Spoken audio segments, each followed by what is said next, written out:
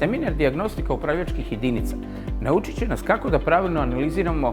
signale i podatke koje dobivamo iz naših dijagnostičkih uređaja. Koristili ovakav ili neki drugi dijagnostički uređaj,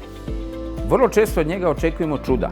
ali to nije magična kutija koja će nam reći šta se u vozilu zaista dogodilo i šta trebamo promijeniti i stvar riješena. Dijagnostika upravljačkih jedinica je složen proces koji obuhvaća analizu podataka, analizu vrijednosti koje možemo dobiti iz dijagnostičkih uređaja, tako da ćete na ovom seminaru naučiti kako maksimalno iskoristiti mogućnosti vaših dijagnostičkih uređaja, kako pravilno analizirati podatke i od registrirane posljedice ili greške koje imamo kao zabilježen podatak u memoriji računala doći do stvarnog uzroka koji je izazvao kvar na vozilu.